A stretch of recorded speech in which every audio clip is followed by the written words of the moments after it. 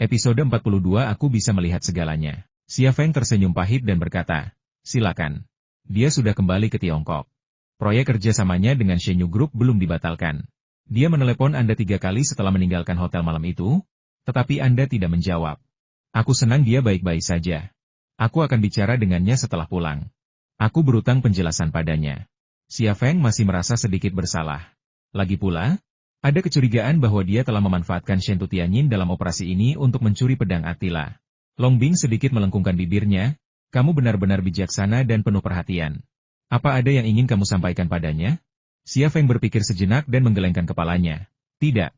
Kalau begitu, silakan. Xia Feng membawa kudanya pergi. Long Bing tampak ingin mengatakan sesuatu, tetapi menelan kembali kata-katanya. Sesaat kemudian, 3 ekor kuda perang berangkat dari pangkalan militer, berlari kencang sepanjang jalan, meninggalkan perbatasan Cina dan memasuki koridor Wuhan. Xia Feng sebenarnya pernah mengusulkan untuk terbang ke Afghanistan, tetapi si Boren adalah orang pertama yang menolak usulannya. Semua bandara Afghanistan berada di bawah pengawasan ketat militer AS, dan agen intelijen beroperasi dalam jumlah yang tak terhitung jumlahnya. Jika mereka ketahuan, operasi itu akan gagal. Tidak ada yang sanggup melakukannya. Melakukan perjalanan darat memang membutuhkan waktu, tetapi jauh lebih aman.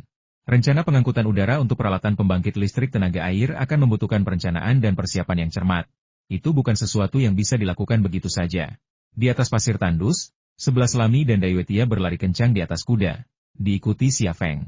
11 Lami berbalik dan melambaikan tangan kepada Xia Feng. Xia, ayo kita berlomba. Asal kau bisa menyusulku, aku akan menjadi wanitamu. Xia Feng menggelengkan kepalanya kuat-kuat. Kalau begitu aku akan mengejarmu. Kalau aku berhasil menyusulmu, kau akan jadi pacarku? Xia Feng, Daiwetia memperlambat lajunya dan berkendara berdampingan dengan Xia Feng. Xia, siapa orang tua itu?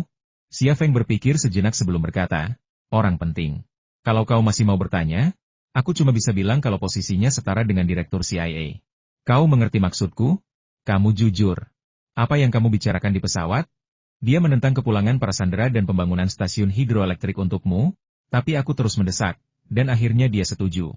Xia Feng berkata sambil tersenyum, tidak lama lagi kamu akan punya listrik. Kamu bisa memasak, memanaskan air untuk mandi, dan bahkan tidur di atas selimut listrik di musim dingin. Wow! Teriak si Lami gembira. Xia, bisakah kau membelikan beberapa pantulan untuk para wanita tua di suku ini? Aku ingin memberikannya kepada mereka. Para lelaki mereka sungguh menyedihkan. Mata Xia Feng menjadi gelap dan dia hampir jatuh dari kudanya. Dibandingkan dengan wilayah Afghanistan lainnya, koridor Wuhan sebenarnya adalah tempat yang sangat aman. Koridornya sempit dan tak berpenghuni. Milisi Santai Tar tidak beroperasi di sana, dan militer AS tidak akan mengebom target-target tak berguna di sana. Seluruh koridor Wuhan dihuni oleh lebih dari 10.000 orang Tajik, sebuah suku nomaden. Selama Anda tidak memprovokasi mereka, mereka akan hidup damai. Singkatnya, dunia ini damai. Karena mereka sebelumnya telah melintasi koridor Wuhan, mengenal medan, dan mengetahui rutenya, perjalanan pulang mereka ke Afghanistan berjalan lancar dan jauh lebih cepat. Hanya dalam 5 hari, mereka melintasi koridor Wuhan dan memasuki wilayah pedalaman Afghanistan. Selama 5 hari ini, ketiganya tidak menemui masalah, tidak ada serangan, tidak ada inspeksi, dan bahkan tidak ada cuaca buruk.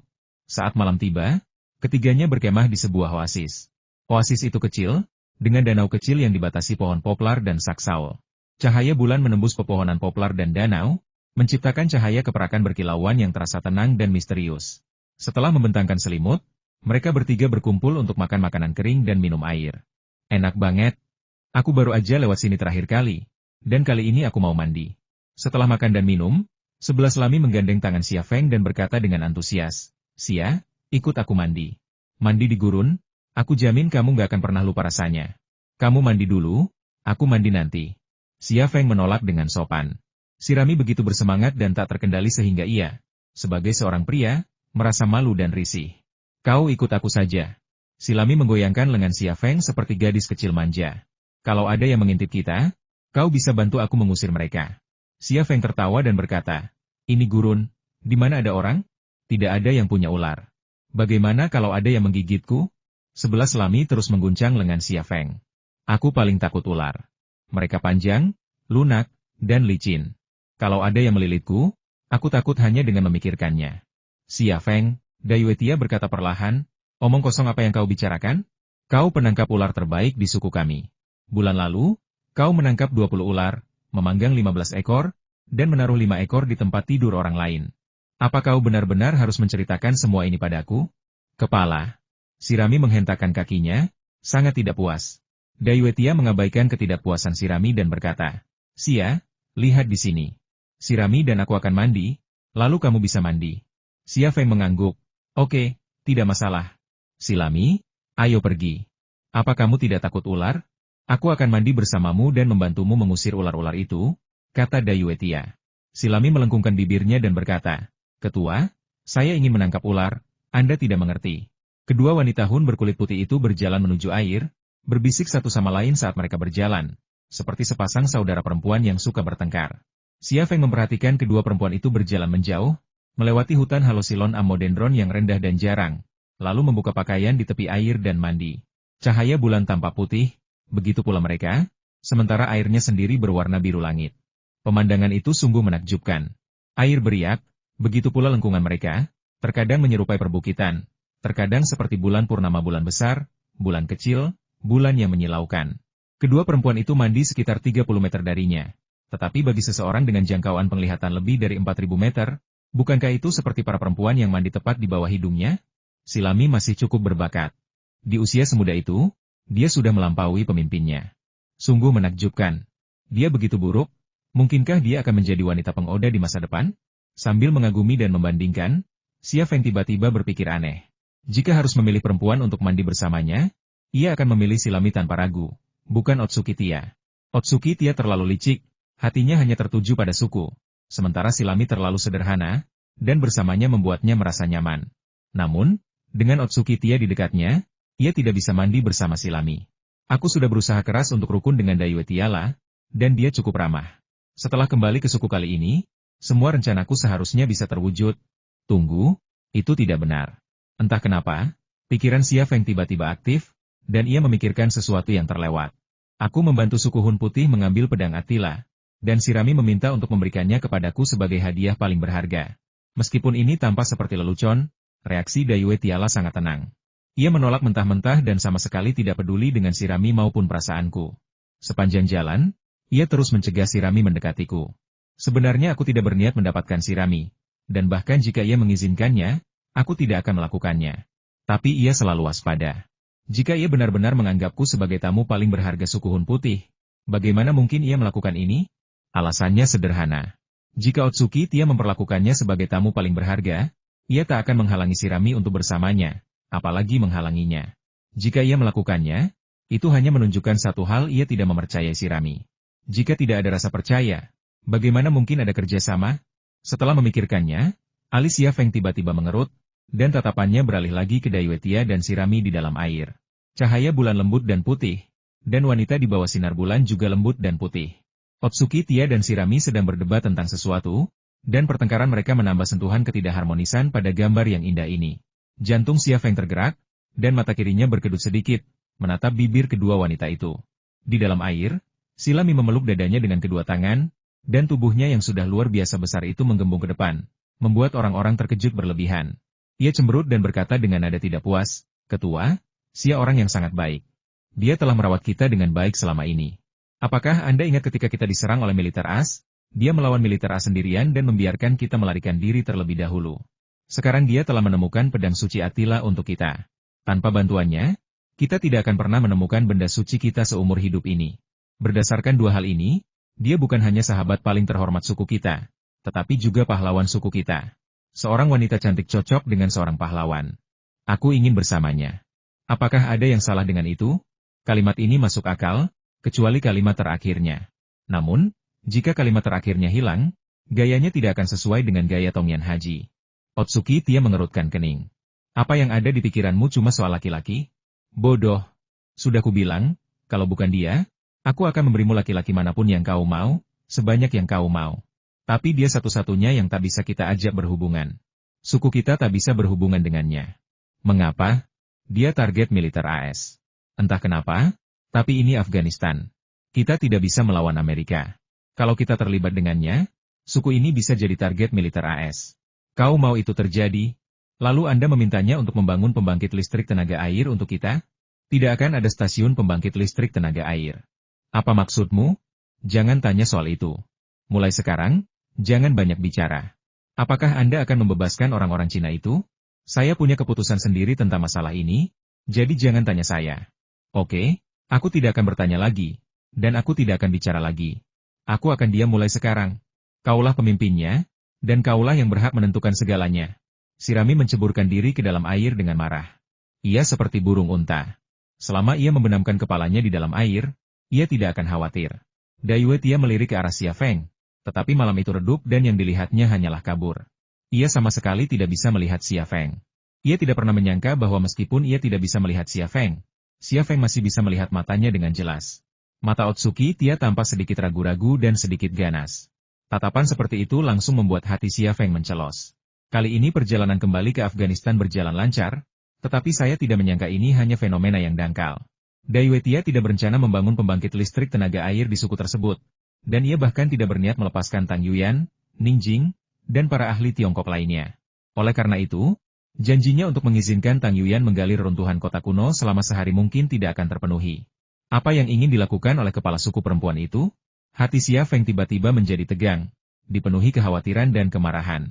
Dia membayar dengan persahabatan yang disiram darah, tetapi yang didapatnya mungkin pengkhianatan. Beberapa menit kemudian, Otsuki Tia dan Shirami keluar dari air, mengenakan pakaian mereka, dan kembali ke perkemahan. Tak tampak secercah kegembiraan di wajah Shirami. Ia cemberut dan tak berkata apa-apa. Ia tampak menuruti perintah Otsuki Tia untuk diam, atau mungkin ia juga sedang marah kepada Otsuki Tia. Namun, Dai Wetia tersenyum. Ia berkata kepada Xia Feng, "Xia, kita sudah selesai mandi. Kamu boleh mandi. Kita harus mempercepat langkah setelah keluar dari sini. Kamu bahkan tidak akan sempat mandi." "Baiklah, aku juga akan mandi." Xia Feng berdiri dan berjalan menuju air. Sesampainya di tepi air, Xia Feng mengamati area di sekitarnya dengan mata kirinya, memastikan tidak ada orang yang bersembunyi di dekatnya, lalu menanggalkan pakaiannya dan melompat masuk. Airnya sejuk dan jernih. Xia Feng muncul dari air dan diam-diam melirik ke arah perkemahan. Ia kebetulan melihat Dai Wetia mengeluarkan perangkat penglihatan malam pencitraan termal yang diberikan kepadanya oleh Biro 101 dari tasnya dan menggunakannya untuk mengamati tepi air. Xia Feng lalu mengalihkan pandangan dan menyelam ke dalam air. Perangkat penglihatan malam pencitraan termal dapat melihat menembus dinding dan melihat hewan berdarah panas bersembunyi di baliknya, tetapi tidak dapat melihat menembus air dingin dan melihat orang di bawah air. Xia Feng berjongkok di air, mata kirinya menembus permukaan air yang tenang dan melihat ke arah perkemahan lagi. Pada saat ini, Otsuki Tia mengeluarkan senapan runduk yang telah dimodifikasinya dari tasnya dan mengarahkannya ke arahnya. "Dia ingin membunuhku." Xia Feng terkejut dan marah. Pedang Attila sudah di tangan, dan uangnya juga cukup banyak. Membunuhnya juga akan mencegah ancaman dari Amerika. Sepertinya inilah motif Otsuki Tia, yaitu menyeberangi sungai dan membakar jembatan. Shirami tiba-tiba berdiri dari selimutnya dan mengulurkan tangan untuk meraih senapan runduk di tangan Otsuki Tia. "Ketua, apa yang ingin kau lakukan?" Kata sebelah Shirami dengan marah. "Xia adalah pahlawan suku kita. Kau tidak bisa melakukan ini." "Demi suku, aku bisa melakukan apa saja," teriak Dai Wetia dengan marah. "Minggir. Aku tidak akan membiarkanmu. Kami orang Hun Putih tidak melakukan hal seperti itu. Kau salah melakukan ini." Shirami dengan keras kepala menolak melepaskannya. Otsuki Tia tiba-tiba menampar wajah Shirami. Shirami tidak melepaskannya. Ia menendang Shirami hingga jatuh ke tanah, lalu menempelkan moncong senapan runduknya ke dada Shirami. "Percaya atau tidak, aku akan membunuhmu." Tak ada rasa takut di wajah sebelah Shirami. "Aku percaya, tapi aku tidak takut. Aku benar. Raja Xiongnu yang agung ada di sampingku, dan dia sedang menatapmu. Kalau kau ingin membunuhnya, bunuh saja dia." Raja Hun, Attila, telah meninggal lebih dari 1000 tahun yang lalu. Jadi yang dibicarakan Shirami tentu saja adalah pedang Attila. Secercah keraguan melintas di mata Otsuki Tia. Benda suci itu berada tepat di sampingnya. Jika ia membunuh Shirami, itu akan bertentangan dengan keyakinannya. "Bangun. Diam. Jangan bicara sepatah kata pun saat Xia kembali." Dai Wetia menyarungkan senapan runduknya. Sambil berbicara, ia melirik lagi ke arah Xia Feng yang sedang mandi. Namun, yang ia lihat hanyalah genangan air dan hutan tamariska. Dalam kondisi seperti ini, bahkan jika ia ingin membunuh Xia Feng dengan satu tembakan pun, itu hampir mustahil. "Ketua, bisakah kau tidak membunuh Xia?" Shirami menatap Dai Wetia dengan mata memohon. "Siapa bilang aku akan membunuhnya? Bagaimana denganmu sekarang? Aku ingin melukainya, lalu, lupakan saja, kau tidak akan mengerti meskipun kukatakan. Diam saja dan jangan khawatirkan apapun." Dai Wetia memasukkan kembali senapan runduk itu ke dalam tas Xia Feng. "Jika kamu tidak membunuhnya, apa yang ingin kamu lakukan?" "Diam." Dasar bodoh, dia bisa kembali kapan saja. Otsuki Tia memarahi Shirami dengan keras. Kilatan amarah dan sedikit keganasan terpancar di mata Shirami, tetapi begitu cepat berlalu sehingga Dayue Tia tidak menyadarinya. Ia adalah penembak jitu suku Hun Putih, selalu yang paling gagah berani dalam pertempuran, menewaskan setidaknya 80, bahkan mungkin 100. Ia adalah binatang buas berwujud manusia, dan mengancam siapapun adalah tindakan yang berbahaya. Perselisihan antara Dayue Tia dan Shirami tentu saja tak luput dari pandangan Xia Feng. Meskipun agak sulit menafsirkan bahasa Pashtun dengan membaca bibir, otaknya memiliki kemampuan analisis yang luar biasa, sehingga ia tetap dapat menafsirkan percakapan kedua perempuan itu. Meskipun setiap kata tidak 100% akurat, maknanya hampir tepat.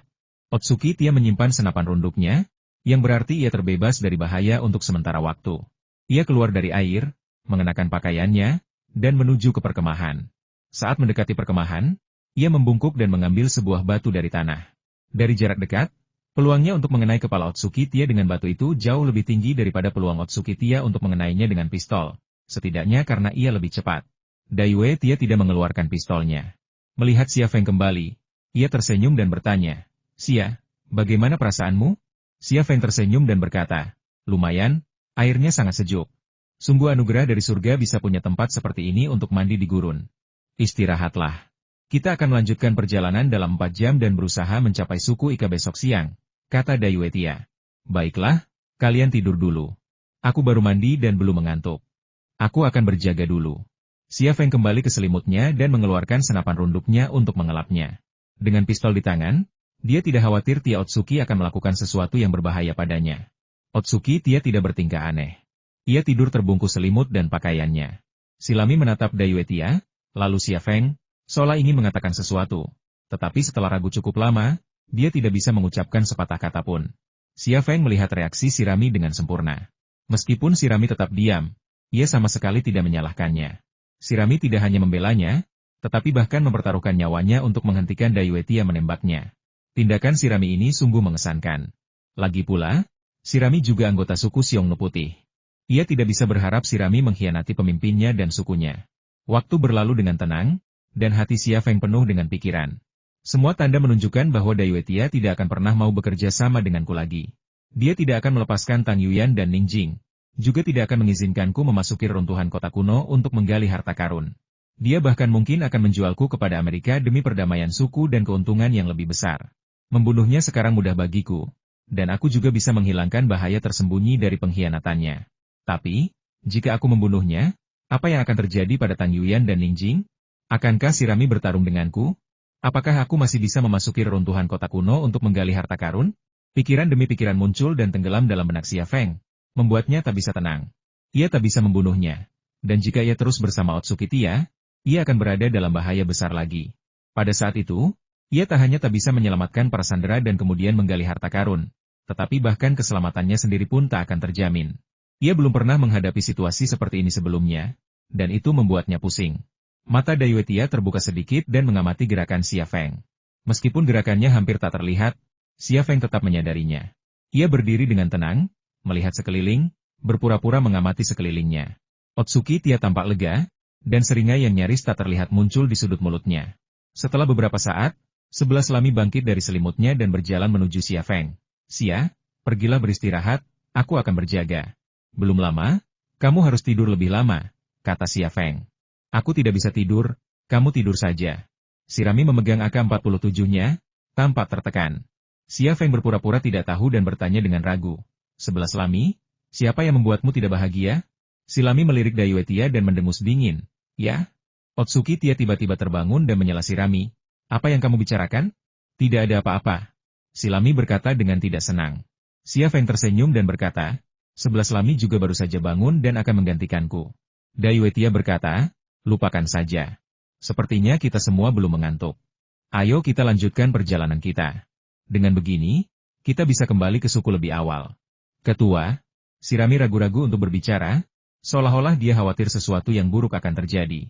Dayue Tia melotot dingin ke arah Shirami dan berkata, "Berhenti bicara omong kosong, ambil kudanya, dan ayo kita keluar dari sini." Shirami pergi menjemput kuda itu dengan marah, sambil menendang pasir dengan kakinya saat dia berjalan. Tatapan mata Dayue Tia semakin muram. Tak diragukan lagi, ia merasa Shirami sedang menantang otoritasnya. Sebagai kepala suku Hun Putih, Hal yang paling tak bisa ia toleransi adalah seseorang yang menantang otoritasnya. Xia Feng tersenyum dan berkata, 11 Lami masih anak-anak, wajar jika dia memiliki sedikit sifat kekanak-kanakan. Otsuki Tia juga tersenyum.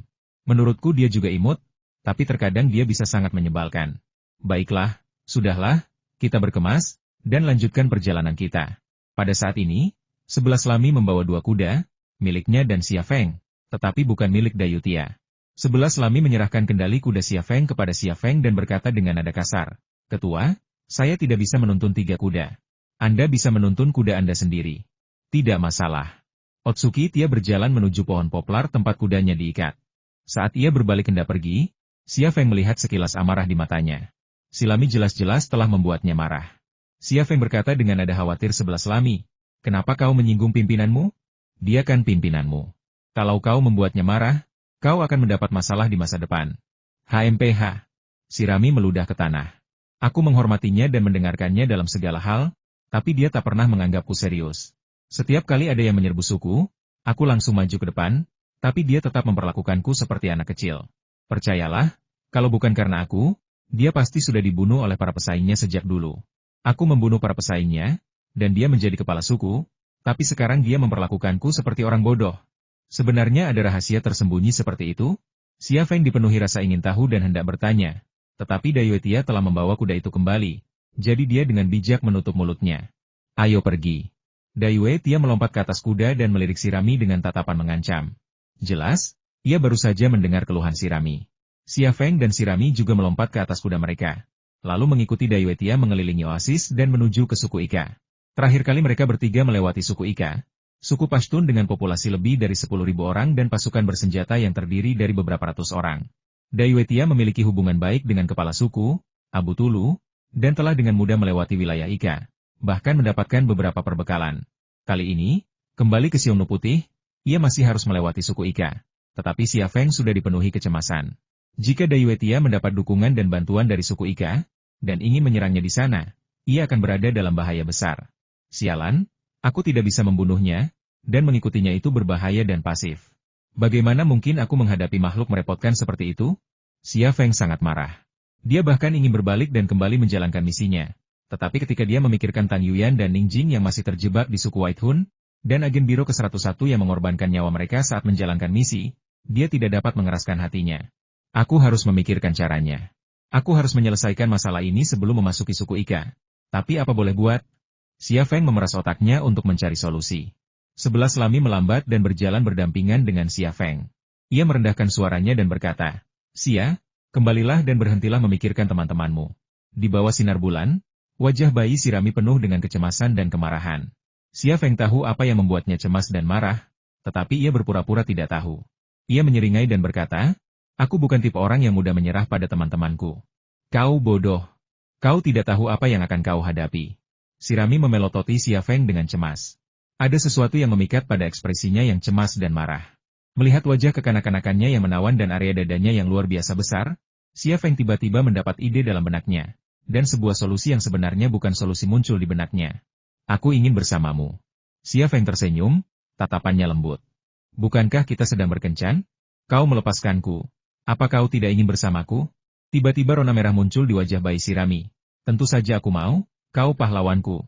Aku tidak menginginkan pria lain selain kau, tapi, ia menatap punggung Dayuetia di depannya, dengan kebencian di matanya. Xia Feng mengulurkan tangan dan menggenggam tangan Shilami. Sebuah isyarat lembut dan penuh niat baik, yang jauh lebih efektif daripada kata-kata manis apapun. Shirami juga tampak sangat lembut, tetapi hanya berlangsung beberapa detik. Ketika Xia Feng melepaskan tangannya tiba-tiba terulur ke bokong Xia Feng. Xia Feng membeku sesaat, tetapi ini adalah gaya Shirami, dan dia tidak menyangka dia akan berubah. Ini satu-satunya pilihan Xia Feng. Jika ada cara lain, ia tidak akan pernah menggunakan taktik kuno seperti jebakan kecantikan. Tapi, ia tidak punya pilihan lain, bukan? Otsuki Tia menoleh ke belakang dan berteriak, "Shilami, cepat! Kejar!" 11 Lami menarik tangannya dari pantat Xia Feng dan berkata dengan penuh kebencian, "Ini dia." Dia mencambuk-cambuk kudanya dan mengejarnya. Senyum tipis muncul di bibir Xia Feng. Cahaya fajar mengusir kegelapan, dan di bawah cahaya pagi, ketiga pria dan 3 kuda itu berpacu menuju suku Ika. Mereka berkuda semalaman, dengan waktu istirahat tak lebih dari 2 jam, terutama untuk mengistirahatkan kuda-kuda mereka. Tak satu pun dari ketiga pria itu tidur. Tak lama kemudian, mereka bertiga berlari keluar dari tanah kosong dan memasuki jalan tanah. Di sepanjang jalan, tampak ladang-ladang yang ditanami bunga popi. Saat itu, bunga popi tumbuh subur dan hijau. 10 kilometer di depan ada suku Ika. Daiwetia menunjuk ke arah depan. Mari kita beristirahat di suku Ika sebelum melanjutkan perjalanan. Kita akan kembali ke suku itu dalam 3 hari. Cepat sekali, seru Xia Feng, kepala suku Daiyue. Tolong bebaskan temanku segera setelah kembali ke suku. Tidak masalah, aku akan melepaskannya saat kita kembali. Senyum tipis tersungging di bibir Otsukitia. Shirami tampak sangat cemas dan khawatir. Xia Feng mendekat ke Daiwetia dan mengulurkan tangannya. Daiwetia tertegun sejenak, tetapi tetap mengulurkan tangan untuk menjabat tangan Xia Feng. Tepat saat tangan mereka gemetar, Xia Feng menarik Daiwetia sedikit kuat ke arahnya, dan kemudian jabat tangan itu berubah menjadi pelukan. Pada saat itu, tangannya yang lain menyentuh kerah Daiwetia. Keduanya berpisah, Xia Feng tersenyum, persahabatan kita akan bertahan selamanya. Wah! Daiwetia melecutkan cambuk dan memacu kudanya maju. Xia Feng mendesak kudanya untuk mengejarnya. 11 Lami menggigit bibirnya dan berkata, haruskah aku mengatakan yang sebenarnya padanya? Dia bodoh sekali. Pada saat ini, Xia Feng tiba-tiba berbalik dan melambai ke Shirami sambil tersenyum. Shirami tertegun sejenak, lalu ia meremas perut kuda itu dan mendesaknya agar mengejar. 10 kilometer berlalu dengan cepat, dan sebuah kota pasar pun terlihat. Xia Feng pernah ke tempat ini sebelumnya suku Ika. Desa yang tersebar di sekitarnya, dan ladang-ladang opium yang membentang di perbukitan, hanyalah gambaran dari tempat itu. Sebelum mereka bertiga memasuki kota pasar, mereka dihadang oleh orang-orang bersenjata dari suku Ika. Daiwetia mengungkapkan identitasnya, dan orang-orang bersenjata dari suku Ika segera membiarkan mereka lewat dan membawa mereka bertiga ke kota pasar. Mereka bertiga dibawa ke sebuah halaman yang dikelilingi tembok tinggi berjaring pengaman. Di balik tembok itu terdapat bendungan yang luas, dan di baliknya terdapat sebuah bangunan 2 lantai. Abu Dulu, kepala suku Ika, tinggal di bangunan itu. Terakhir kali mereka datang, Xia Feng dan 11 Lami hanya menunggu di luar dan tidak masuk. Kalian tunggu di luar sebentar. Saya akan masuk dan bicara dengan kepala suku Abu Tulu. Lalu keluar lagi, kata Daiwetia. Baiklah, kami akan menunggumu di luar, kata Xia Feng. Shirami dan Pattaya saling berpandangan, dan mata kedua wanita itu bertabrakan, dan tampak ada sedikit lagi bubuk mesiu di udara. Otsukitia tidak berbicara dengan Shirami. Ia melirik Shirami lalu pergi ke halaman. Sepertinya ia telah membuat keputusan, jadi ia tampak sangat kedinginan. Gerbang halaman ditutup dan Anda tidak dapat melihat apa yang terjadi di dalamnya. Namun, hal ini sama sekali tidak mengganggu Xia Feng. Mata kirinya sedikit berkedut, dan gerbang halaman yang tebal itu menghilang dari pandangannya. Ia melihat pria bersenjata itu membawa mereka ke sebuah ruangan. Xia, kalau aku mati, apa kau akan bersedih untukku? Silami tiba-tiba berkata begitu. Xia Feng berkata, omong kosong apa yang kau bicarakan? Kau masih muda, dan hidupmu baru saja dimulai. Aku serius, aku ingin tahu jawabannya, beritahu aku. Saat itu, Shirami tampak sangat dewasa, berbeda dari biasanya. Xia Feng terdiam sejenak sebelum berkata, ya, tentu saja. Jika kamu meninggal, aku akan sangat sedih, dan aku juga akan mengadakan upacara peringatan untukmu. Setiap tanggal 15 Juli, aku akan membakar uang dan pakaian untukmu. 11 Lami mengedipkan matanya dan bertanya, apa artinya membakar uang dan pakaian pada tanggal 15 Juli setiap tahun? Itu adat istiadat di sana, sebuah upacara untuk mengenang orang yang telah meninggal, kata Xia Feng. Silami tertawa, wah, ada upacara. Kalau begitu kamu tidak bisa berbohong padaku, kamu harus membakarnya untukku. Senyumnya tampak tak berperasaan, tetapi Xia Feng bisa merasakan kesedihan dan tekad yang terpancar darinya. Ia sepertinya merasakan sesuatu dan siap secara mental. Otsukitia memasuki sebuah ruangan di lantai 1 gedung. Para pria bersenjata dari suku Ika yang memimpin jalan menutup pintu dan menunggu di sana. Tatapan Xia Feng beralih ke pintu ruangan, perlahan meningkatkan intensitas perspektifnya. Pintu itu diam-diam menghilang dari pandangan mata kirinya. Daiwetia sedang membungkuk kepada seorang pria tua, yang tersenyum dan mempersilakannya duduk. Pria tua itu mengenakan turban, janggutnya setidaknya sepanjang 30 cm, wajahnya tirus, dan tatapannya yang dalam, memancarkan aura kebijaksanaan. Orang tua ini adalah Abu Dulu, kepala suku Ika. Xia Feng menatap mereka berdua lekat-lekat. Bersamaan dengan itu, ia mengeluarkan 2 mikroreceiver, memasangkan satu ke telinganya sendiri dan satu lagi ke telinga Shirami. Untuk apa? Silami menatap Xia Feng dengan bingung. Jangan tanya, dengarkan saja, kata Xia Feng padanya. Daiwetia duduk dan mulai berbicara dengan Abu Tulu. Suara percakapan mereka juga terdengar di telinga Xia Feng dan Silami melalui penerima. Kepala suku Abu Tulu yang terhormat, saya kembali dan mengucapkan terima kasih atas bantuan Anda sebelumnya. Saya tidak akan melupakan bantuan Anda. Ketika musim gugur tiba, saya akan mengirimkan 100 domba dan 2 budak perempuan muda, kata Dayuetia. Bagus sekali. Kedua suku kita tidak berjauhan, jadi wajar saja kalau kita saling menjaga. Berapa lama kau akan tinggal kali ini? Kalau kau butuh sesuatu, beritahu saja aku, dan aku akan menyuruh seseorang menyiapkannya untukmu. Abu Tulu tersenyum. 100 domba adalah harta yang sangat besar bagi suku yang miskin, belum lagi 2 budak perempuan muda, yang ia tahu miliknya. Meskipun perbudakan merupakan sistem tergelap dalam sejarah manusia, namun perbudakan belum sepenuhnya terhapus saat ini ketika manusia telah memasuki era integrasi ekonomi global, dan perbudakan masih terjadi di wilayah-wilayah miskin dan terbelakang. Aku butuh bantuanmu. Apa yang kamu ingin aku lakukan untukmu? Saya bersama seorang pria Tionghoa dan seorang bawahan yang tidak patuh. Saya ingin Anda membantu saya mengalahkan mereka berdua. Berikan juga nomor telepon untuk menghubungi orang Amerika, sebuah ponsel, kata Otsuki Tia. Abu Tulu menatap tajam ke arah Dayuetia. Siapa orang Cina itu? Kenapa kau serahkan dia ke Amerika? Otsuki Tia berkata, kamu tidak perlu tahu ini. Jika kamu melakukan kebaikan ini padaku, aku akan membayarmu 100.000 lagi nanti. 100.000 dolar as? Abu Tulu begitu terkejut hingga ia tak bisa menutup mulutnya. 100.000 dolar as? Kau hanya perlu perintahkan anak buahmu untuk menangkap orang Tionghoa itu dan anak buahku. Ini wilayahmu, tidak akan sulit. Dia hanya orang Tionghoa. Kau tidak perlu khawatir akan menimbulkan masalah. Kedengarannya bagus, tapi aku ingin tahu, kenapa kamu tidak melakukannya sendiri? Lagi pula, dia cuma satu orang. Dia sangat kuat, kalau tidak, aku tidak akan memberimu 100.000 dolar. Ambil keputusan. Jika kau tidak mau, aku akan membawanya kembali ke sukuku dan menangkapnya di sana, kata Dayuetia. Haha, Abu Tulu tertawa. Aku tahu pria Tionghoa itu tidak hanya sangat kuat, tapi kau juga tidak punya peluang atau keyakinan untuk membunuhnya. Lagi pula, dia memang masalah besar. Kau tidak mau membawanya ke sukumu untuk bertarung dengannya, kan? Kamu tidak mau? 200.000 dolar.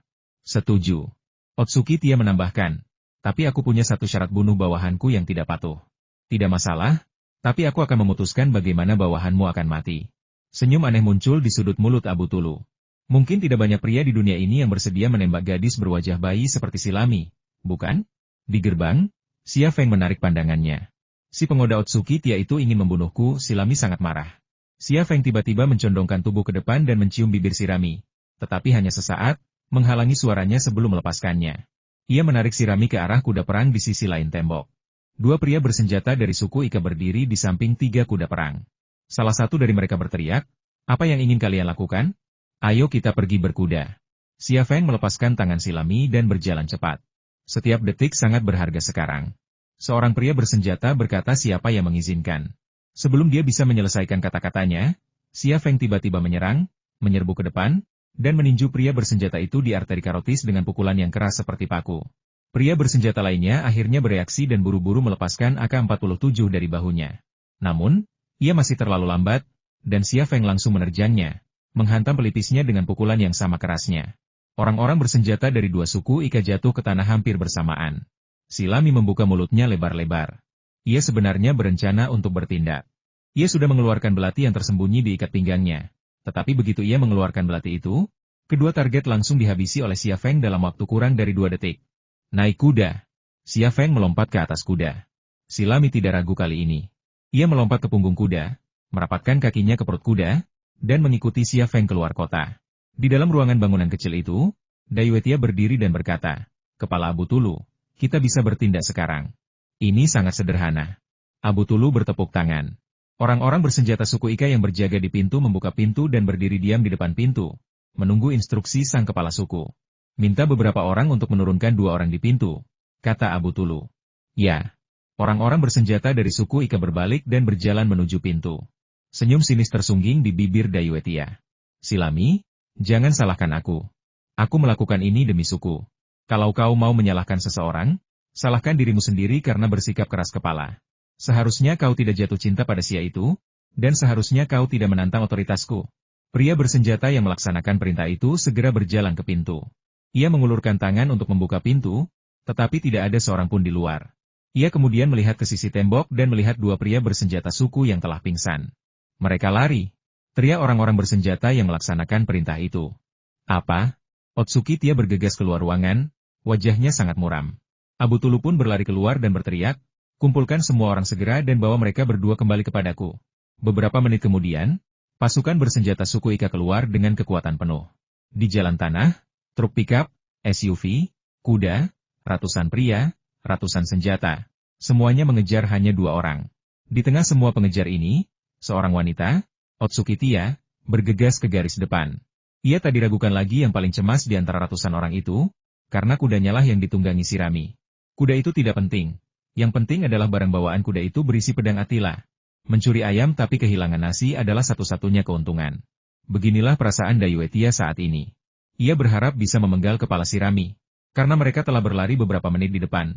Xia Feng dan Shilami menjaga jarak sekitar 1000 meter dari para pengejar. Bagus sekali. Aku hanya ingin mengingatkanmu untuk menunggangi kuda Dayue Tia, tapi kau malah pergi tanpa kuingatkan.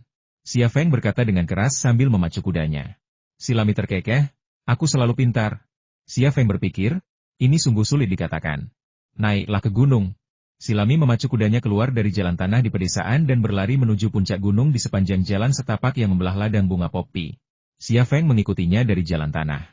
Seekor kuda di tanah datar pasti akan berlari lebih cepat dari SUV dan truk pickup itu. Jika mereka terus berlari di tanah datar, cepat atau lambat mereka akan menyusul. Dari sudut pandang ini, Shilami tampaknya bukan tipe wanita berarea dada besar dan tak berotak, setidaknya untuk saat ini. Dadada. Seorang penembak senapan mesin di dalam truk pickup melepaskan tembakan ke arah kedua pria tersebut. Senapan mesin berat itu memiliki jangkauan tembak yang lebih jauh daripada senapan runduk biasa dan juga lebih kuat. Meskipun tembakannya membabi buta, jumlah peluru yang dilepaskan sangat mengerikan. Saat tembakan dilepaskan satu persatu, tanah di sekitar Shilami dan Xia Feng langsung hancur, dan banyak peluru berdesing di atas kepala. Pemandangan itu sungguh mendebarkan. Xia Feng bersandar di punggung kuda, mengangkat senjatanya, membidik, dan menarik pelatuknya. Dengan suara dentuman, separuh kepala penembak senapan mesin yang berjarak 1000 meter darinya hancur. Penembakan semacam ini langsung memberikan tekanan yang cukup besar bagi para prajurit suku Ika yang bersenjata, tetapi juga menyulut haus darah mereka. Mereka menjerit dan berteriak-teriak aneh. Seorang anggota suku Ika berpindah dari kuda ke truk pickup, mendorong senapan runduk yang telah terbunuh dan tergeletak di atas senapan mesin, lalu bersiap untuk melanjutkan penembakan. Wus! Sebuah peluru melesat, dan pria bersenjata yang menggantikan penembak senapan mesin itu terlempar keluar dari truk pickup dan tertabrak sebuah SUV. Namun, ia tidak merasakan sakit apapun. Karena saat ia terlempar, peluru senapan runduk telah menghancurkan jantungnya, dan ia pun tewas seketika. Tidak ada seorang pun yang berani melompat ke truk pickup itu dan bertindak sebagai penembak jitu lagi. Jalanan kendaraan terus melaju, tetapi target telah menyelinap ke jalan samping. Truk pickup dan SUV tak mampu melanjutkan perjalanan, dan setidaknya setengah dari ratusan pengejar telah berhenti. Satu-satunya yang berhasil mengejar adalah kavaleri berkuda, dan Otsuki Tia tetap memimpin mereka dalam pengejaran. Dayue Tia tak berani menunjukkan kepalanya. Tubuh bagian atasnya menempel erat di punggung kuda, karena ia tahu betapa hebatnya keahlian menembak Xia Feng. Namun, ia tidak tahu bahwa Xia Feng sudah menguncinya dan hanya butuh 2 peluru untuk membunuhnya. Dayue Tia telah menyusul kita. Apa kau ingin aku membunuhnya? Tanya Xia Feng. Tidak, serahkan saja dia padaku. Wajah Shirami penuh amarah. Dia tidak hanya ingin membunuhku, dia juga membiarkan penghinaan si tua tidak sopan Abu Tulu itu kepadaku. Aku ingin melawannya. Bukankah dia selalu bilang ini demi suku?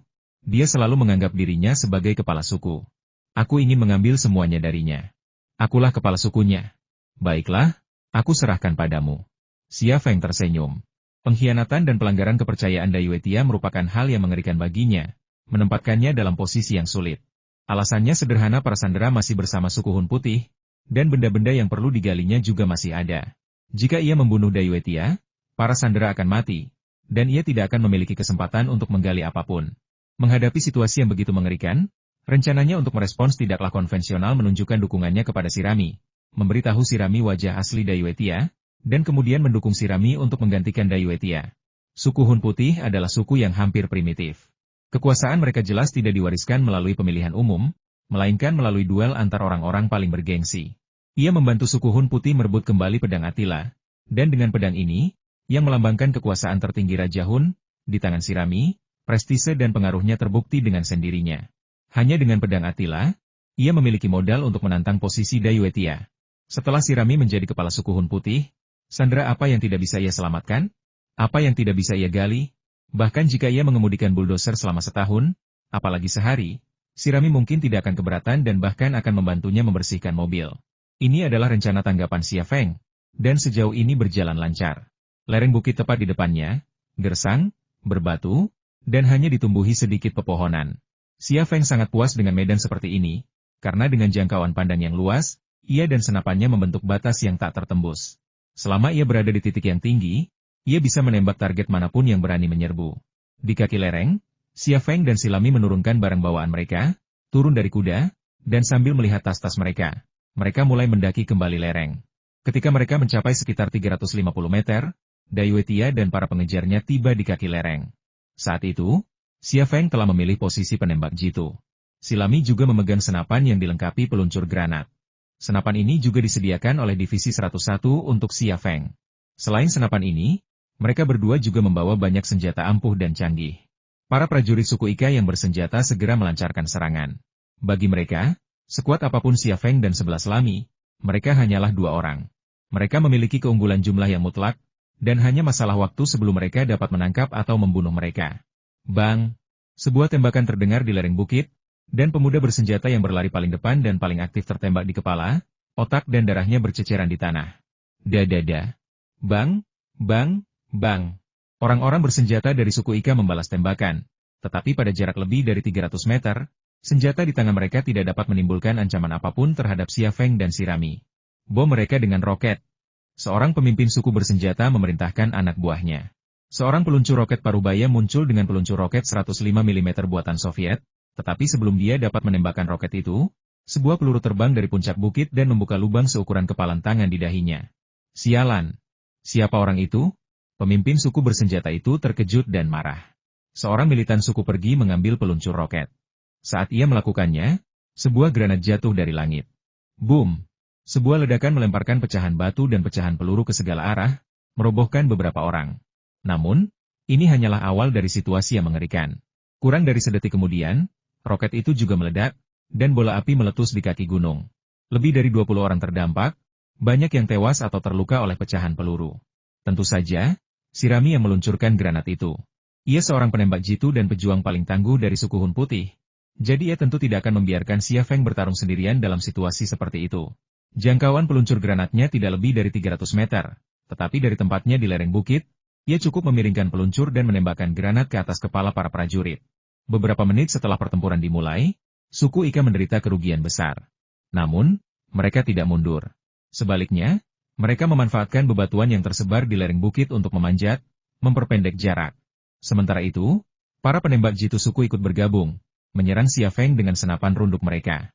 Xia Feng dan Sirami bertempur dan mundur, menembaki target apapun yang mengancam mereka sambil mundur ke dataran tinggi. Para penembak jitu Ika tentu saja menjadi target utama Xia Feng. Begitu ia mengunci posisi mereka pun menjadi targetnya, dan ia menghabisi mereka satu persatu. Pertempuran terus berlanjut tanpa henti. Ratusan orang tak mampu mengalahkan 2 orang. Adegan seperti ini hanya bisa terjadi di film-film Hollywood, hampir mustahil di dunia nyata. Namun, itu terjadi di sini. Xia Feng bagaikan Rambo di First Blood, James Bond di 007, atau Jason Statham di The Transporter. Ia adalah satu-satunya pahlawan yang digambarkan dalam film-film Hollywood, tak terkalahkan. Abu Dulu akhirnya tiba dengan bala bantuan. Melihat mayat-mayat berserakan di lereng bukit, matanya berkobar amarah, tetapi amarahnya tidak ditujukan pada Xia Feng atau Sirami, melainkan pada Dai Wetia. Ia berteriak pada Dai Wetia, "Apa yang kau sembunyikan? Siapa orang Tionghoa itu?" "Agen Cina." "Sudah kubilang sebelumnya," kata Otsuki Tia dengan bibir atas yang kaku. Ia juga sangat cemas sekarang. "Brengsek. Kau tidak bilang dia begitu kuat." Teriak Abu Tulu pada Dai Wetia, "Kami sudah membayar mahal untukmu. Bagaimana kau bisa menyelesaikan ini? Aku ingin $200.000 itu sekarang juga." "Aku." Dai Wetia terdiam. Ia telah menjanjikan $200.000 kepada Abu Tulu. Yakin ia bisa mendapatkan hadiah yang lebih besar dari Amerika. Namun kini Xia Feng masih hidup dan sehat di lereng bukit, dan hadiah Amerika masih menggantung di udara. Bagaimana mungkin ia mampu membayar Abu Tulu $200.000? Abu Tulu berkata dengan marah, "Tidak punya uang? Kalau begitu, pergilah dan tangkap kedua orang itu untukku." Puluhan pria bersenjata dari suku Ika kemudian mengarahkan senjatanya ke Dai Wetia. "Kepala suku Abu Tulu, kau tak bisa melakukan ini padaku." Dai Wetia panik. Mereka terjebak di gunung ini, dan amunisi mereka pasti akan habis. Setelah itu, kita akan bisa menangkap mereka. Aku janji tidak akan mengurangi sedikit pun. Tidak, aku akan memberimu 300.000 persetan dengan 300.000 dolarmu. Di mana mereka? Emosi Abu Tulu tak terkendali. Naik, atau kubunuh kau. Bang! Seseorang melepaskan 2 tembakan ke kaki Otsukitiya, mendesaknya naik gunung untuk menangkap seseorang. Kau akan menyesali ini. Otsukitiya meludah ke tanah dengan penuh kebencian. Aku akan membawa orang-orangku untuk membuatmu membayar harganya. HMPH. Abu Tulu mendengus dingin. Ia tak percaya Daiwetiya bisa kembali ke suku Hun putih hidup-hidup. Otsukitiya sedang mendaki lereng bukit sambil membawa AK-47. Ia tidak bergerak cepat dan sangat berhati-hati. Pasukan bersenjata suku Ika menghentikan serangan mereka, dan medan perang hening sejenak. Suara tembakan masih terdengar dari mereka. Daiwetiya menggertakkan gigi dan memanjat, menghadapi Xia Feng, sang penembak jitu yang bagaikan dewa, dan pasukan bersenjata suku Ika yang ganas di belakangnya. Terjebak di antara mereka, ia tak punya jalan keluar. Namun, ia tidak menyesali apapun. Hingga saat ini, ia masih yakin Xia Feng tidak akan menembaknya. Bukan karena alasan lain, melainkan karena para sandera masih berada di suku Hun putih. Xia Feng tidak berani membunuhku. Aku hanya perlu menahan Shirami agar tetap tenang. Jika aku bisa meyakinkan Shirami untuk menyerah, Xia Feng tidak akan bisa bertahan sendirian dan cepat atau lambat akan menyerah. Lalu, aku akan membunuh Shirami dan menyerahkan Xia Feng kepada Amerika. Aku tidak gagal, aku hanya mengalami sedikit masalah. Daiwetiya berpikir dalam hati. Xia Feng tidak menembaknya, dan pikirannya menjadi semakin teguh. Akhirnya, kecepatannya meningkat, dan pada akhirnya, dia bahkan berhenti mencari perlindungan, memanjat dengan kepala tegak dan jernih. Daiwetiya selalu berada dalam jangkauan penglihatan Xia Feng. Memang, jika ia ingin membunuhnya, ia pasti sudah menembaknya sejak lama. Menembak Daiwetiya baginya hanyalah soal menarik pelatuk, tetapi ia tidak melakukannya. Ia telah berjanji pada Shirami bahwa ia akan menyerahkan Daiwetiya kepadanya.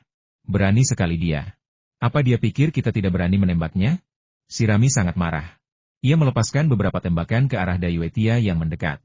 Wus, wus, wus, beberapa peluru berterbangan dan mengenai batu di samping Daiwetiya. Percikan api berterbangan di mana-mana. Otsukitiya berjongkok sejenak, lalu segera berdiri.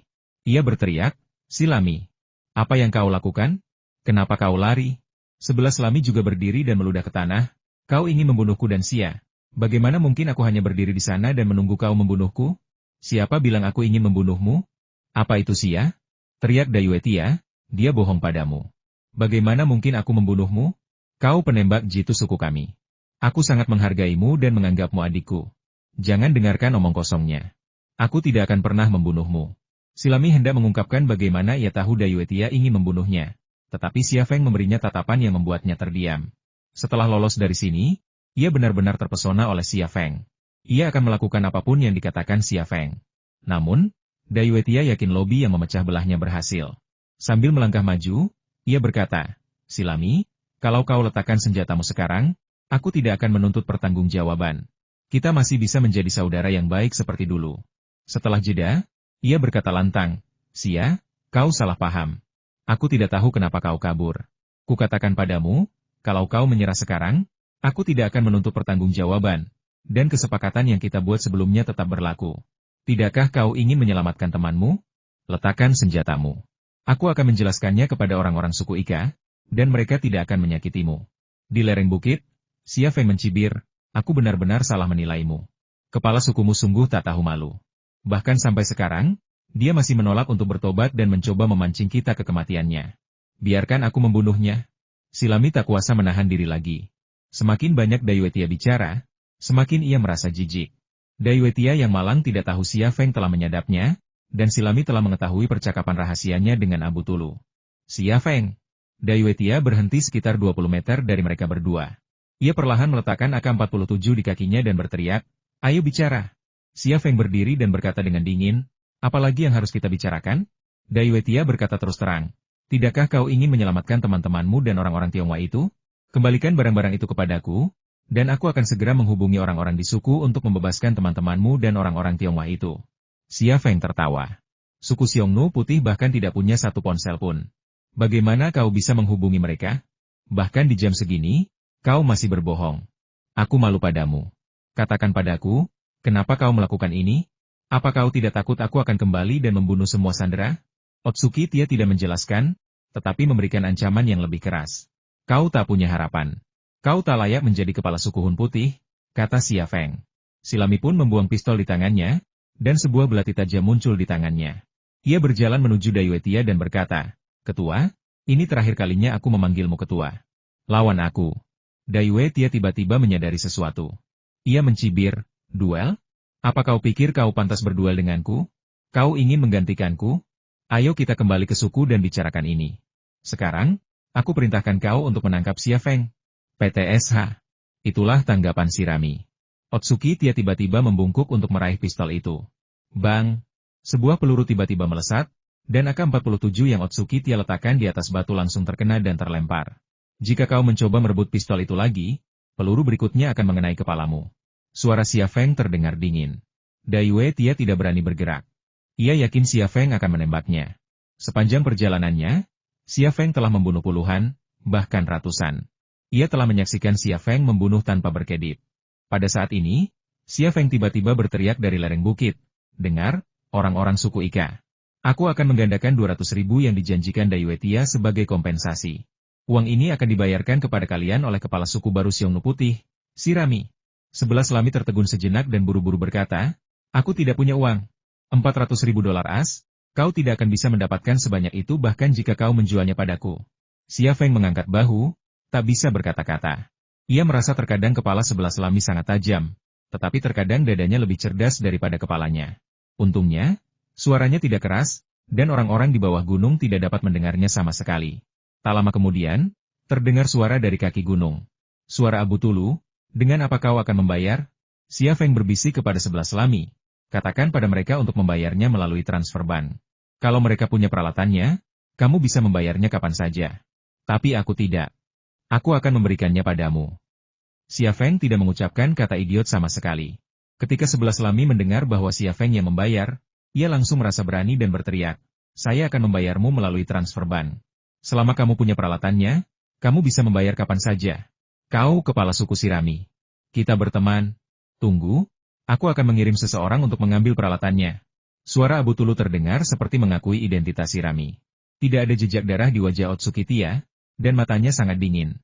Saat Silami berjalan menuju Otsuki Tia, seluruh auranya berubah. Gadis kekanak-kanakan itu bagaikan serigala betina yang lincah, bersiap untuk pertarungan memperebutkan gelar Raja Serigala. Meskipun ia tidak memamerkan taringnya atau semacamnya, auranya tak kalah dari Otsuki Tia. Xia Feng diam-diam menggenggam pisau lempar, siap menyerang kapan saja. Meskipun ia telah berjanji kepada Shirami bahwa ia akan menyerahkan Dai Wetia kepadanya, ia tidak akan ragu untuk menyerang jika Dai Wetia mengancam nyawa Shirami.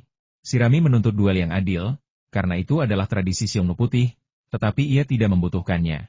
Ia hanya ingin Shirami mengambil alih posisi kepala suku Xiongnu Putih. Shirami berjalan di depan Dai Wetia, berhenti, dan menatap Dai Wetia dengan dingin, "Cabut pedangmu dan berduelah denganku." Otsuki Tia ragu sejenak, lalu akhirnya mencabut belati dari ikat pinggangnya. Ia mencabut belati itu perlahan, seolah ragu-ragu, tetapi ketika belati itu berada di tangannya, ia tiba-tiba menusuk Shirami dengan kecepatan yang luar biasa sehingga mustahil untuk bertahan. Sebelah Selami buru-buru menghindar ke samping, tetapi belati itu masih menggores dadanya, membuatnya sedikit berdarah. Area dada yang terlalu besar terkadang bisa menjadi beban. Xia Feng juga terkejut, dan belati di tangannya hampir terlempar. Otsuki Tia memanfaatkan situasi dan menyerang, tanpa memberi Shirami kesempatan untuk melawan. Serangannya sangat dahsyat, dan belati di tangannya menusuk jantung Shirami. Setelah Shirami menghindar, ia menebas leher Shirami. Setiap serangan yang dilancarkannya memang ditujukan untuk membunuh Shirami. Shirami berjongkok, menghindari belati di tangan Dai Wetia. Tepat saat serangan Dai Wetia meleset, belatinya menebas sisi luar lutut kiri Dai Wetia. Jaringan dan ligamennya terpotong, dan darah langsung mengucur deras dari kaki kiri Dai Wetia. Dai Wetia buru-buru mundur, dan Shirami berguling-guling di tanah, melewati sisi kanannya.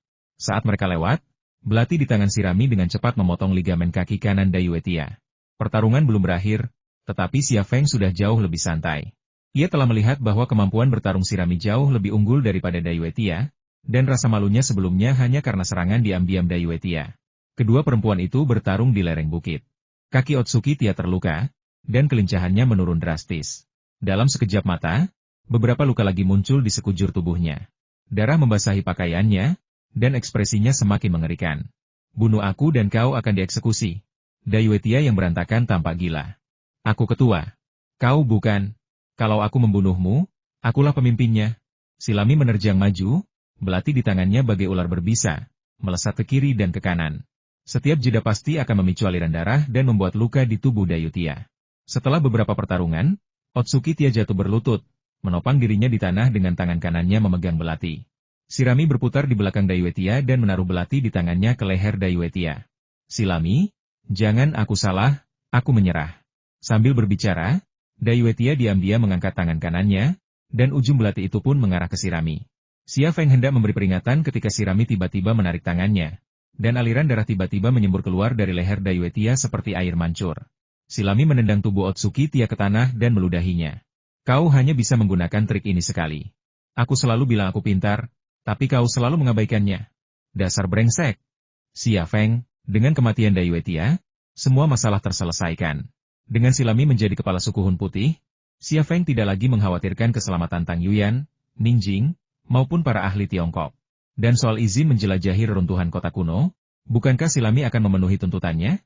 Sekarang hanya ada satu masalah, yaitu suku Ika. Di kaki bukit, kepala suku Abu Tulu sudah mendaki bersama belasan prajurit. Para pejuang suku semuanya bersenjata senapan dan tampak sangat waspada. Salah satu dari mereka mengangkat kain putih di dahan pohon, seolah memberi isyarat gencatan senjata kepada Xia Feng dan Shirami. Tak heran mereka begitu gugup. Xia Feng dan Shirami telah membuat mereka ketakutan dalam pertempuran sebelumnya. Abu Tulu membawa begitu banyak orang. Bagaimana kalau mereka menyerang kita? Tanya Shirami dengan nada khawatir. Xia Feng tampak santai. Meskipun aku belum pernah berurusan dengan Abu Tulu, aku tahu dia orang yang sangat haus uang. Lagi pula, kedua sukumu tidak jauh satu sama lain, dan suku Ika pasti mengandalkanmu, kan? Berperang tidak menguntungkan siapapun.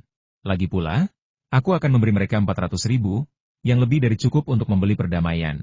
Sebelah Silami menyeringai dan berkata, aku percaya padamu, tetapi jika mereka berani menyerangmu, aku akan membunuh mereka semua. Senyumnya menarik luka di dadanya, menyebabkan darah segar mengalir keluar. Puncak bulat yang menjulang tinggi, luka merah cerah, memiliki keindahan yang mempesona sekaligus rasa sakit yang menyayat hati. Kulit seputih salju yang tersingkap di balik kain yang robek membuat seseorang terbayang-bayang, tak mampu menahan diri untuk membayangkan luasnya luka itu. Xia, tolong bantu aku membalut lukaku setelah negosiasi selesai, ya? Lukanya masih berdarah, tetapi Shirami tersenyum tanpa perasaan, seolah-olah ia sedang membayangkan adegan itu di kepalanya. Tidak masalah, kata Xia Feng sambil tersenyum. Ia harus menyenangkan Shirami sekarang. Sebagai kepala suku Xiongnu Putih, jauh lebih mudah baginya untuk menyenangkan Shirami daripada menyenangkan Dayuetia yang licik. Saat itu, Abu Tulu dan anak buahnya sudah sangat dekat, sekitar 20 meter jauhnya. Mereka berhenti, waspada terhadap Xia Feng dan Shirami, dan enggan bergerak maju. Kita sampai. Turun dan bicara. Teriak Abu Tulu kepada Xia Feng dan Silami. Sebelah Silami hendak turun, tetapi Xia Feng menariknya dan berbisik di telinganya. Kamu tetap di sini dan waspada. Aku akan bicara dengan mereka. Wajah sebelah Silami penuh kekhawatiran. Tapi, Xia Feng menyela, aku tahu kau mengkhawatirkan keselamatanku, tapi akan berbahaya bagi kita berdua untuk pergi bersama. Lalu, apa kau tahu cara membayarnya? Wajah Shirami tiba-tiba berubah malu, dan dia tidak bersikeras untuk pergi bersama mereka. Xia Feng mengambil AK-47 milik Dayuetia, menggendong senapan runduknya di punggungnya, dan berjalan menuju Abu Tulu selangkah demi selangkah. Alasan ia mengambil AK-47 milik Dayuetia adalah karena jika terjadi pertempuran jarak dekat, laju tembakan senapan runduk itu tidak akan cukup. Xia Feng berjalan turun, sementara Silami, memegang senapan dan peluncur granat, mengamati anggota suku Ika yang bersenjata di bawah dengan waspada, siap menembak siapapun yang menunjukkan perilaku tidak biasa kapan saja. Jadi, meskipun hanya ada 2 orang, dan mereka kalah jumlah, mereka berdua adalah penembak jitu dan tidak takut pada Abu Tulu dan anak buahnya. Xia Feng berhenti di depan Abu Tulu dengan sangat tenang. Abu Tulu menatap Xia Feng dengan tatapan tajam. Kau orang paling berani yang pernah kutemui. Apa kau tidak takut aku akan menyesal dan membunuhmu? Xia Feng berkata dengan tenang, apa untungnya membunuhku? Hanya mayat. Dan, jangan lupa, Ketua Shirami adalah penembak jitu dari suku Xiongnu Putih. Jika kau menyerangku, dia akan membunuhmu terlebih dahulu. Ketua Abu Tulu, mau mencobanya? Abu Tulu melirik Shirami dari kejauhan dan berkata, kau telah membunuh banyak prajurit terbaik kami. Sekalipun aku membunuhmu, aku tak bisa menghidupkan mereka kembali. Anak-anak, istri, dan orang tua mereka masih butuh hidup. Aku tak akan banyak bicara. Bayar saja. Seorang pria bersenjata dari suku Ika menghampiri Xia Feng, memegang laptop dan penerima sinyal satelit. Berbeda dengan pria bersenjata lainnya, ia mengenakan kacamata dan tampak seperti pria terpelajar. Xia Feng berkata, aku sudah membayar, tapi kau tidak mengizinkan kami pergi. Apa yang harus kulakukan? Kilatan amarah tiba-tiba terpancar di mata Abu Tulu. Kau tidak percaya padaku? Xia Feng berkata dengan acuh tak acuh, kepala suku Abu Tulu, baru saja kau membawa ratusan orang untuk mengejar kami. Apa kau pikir aku bisa mempercayaimu tiba-tiba? Lagi pula, yang kubayarkan bukanlah jumlah uang yang kecil. 400.000 dolar AS. Sukumu tidak bisa menghasilkan uang sebanyak itu dari menanam bunga opium dalam setahun, kan? Bajingan. Beraninya kau bicara seperti itu kepada ketua kami. Seorang pria bersenjata memarahi Xia Feng. Abu Tulu segera menahan tangan pria bersenjata itu, mencegahnya mengangkat pistol. Dalam situasi ini, jika ada yang mengangkat pistol, bukan hanya uang 400.000 yang akan hilang, tetapi orang itu sendiri juga akan terbunuh. Katakan padaku, apa maumu? Abu Tulu menahan amarah di hatinya. Xia Feng berkata, saya hanya punya satu syarat, Kepala Abu Tulu, Anda hanya perlu bersumpah atas nama Allah. Abu Tulu tampaknya tidak menyangka kondisi Xia Feng akan seperti ini. Ia sedikit terkejut, lalu dengan sigap bersumpah atas nama Allah. Xia Feng juga menyelesaikan transfer dengan cepat, dan 400.000 dolar AS ditransfer ke rekening Abu Tulu. Melihat angka-angka baru yang ditambahkan di akunnya, Abu Tulu tersenyum. Orang Tionghoa, beritahu aku, siapa kamu? Xia Feng berkata, Dai Wetia sudah memberitahu Anda beberapa informasi tentang saya, tetapi saya ingin memberitahu Anda bahwa saya seorang pengusaha dan saya berencana untuk berinvestasi di suku Xiongnu Putih. Di masa depan, saya bahkan mungkin bekerja sama dengan suku Anda untuk membantu Anda menghasilkan lebih banyak uang. Seperti yang Anda lihat, saya orang yang terus terang dan saya suka menyelesaikan masalah dengan uang. Saya ingin memberitahu Anda bahwa dengan menjadi teman saya, Anda akan mendapatkan lebih dari 400.000. Hahaha, kita sudah berteman. Abu Tulu memeluk Xia Feng. Aku mengundangmu untuk mengunjungi sukuku sekarang. Bagaimana? Lain kali, kami masih terburu-buru untuk kembali ke suku Hun Putih. Xia Feng menolak dengan sopan. Baiklah, lain kali saja. Abu Tulu melambaikan tangannya dan memimpin anak buahnya menuruni gunung. Bagi suku Ika, pertempuran ini memang memakan banyak korban. Tetapi di negeri ini, nyawa manusia adalah komoditas yang paling tidak berharga. Setelah begitu banyak korban jiwa, suku Ika tentu masih gera menerima 400.000, dan banyak yang enggan menerima kehilangan tersebut. Namun, mereka menghadapi penembak jitu yang tangguh seperti Xia Feng, dan mengingat pertempuran sebelumnya, mereka kehilangan tekad dan keberanian untuk terus mengejar Xia Feng dan Sirami. Uang dan kekuatan adalah hal yang diandalkan Xia Feng untuk memecahkan masalah. Sesaat kemudian, Abu Tulu dan anak buahnya meninggalkan kaki gunung sambil membawa pergi mayat orang-orang bersenjata. Xia Feng menatap kawanan kuda yang menjauh, tampak sangat santai. Namun, tiba-tiba sehelai pakaian melayang dan menutupi kepalanya. Pakaian itu berbau darah, keringat, dan wewangian, perpaduan aroma yang tidak sedap, tetapi juga tidak mengganggu. Namun, Xia Feng tahu dari aroma itu bahwa kepala suku yang baru itu pasti telanjang. Hiks! Suara Sirami menarik napas dalam datang dari belakang.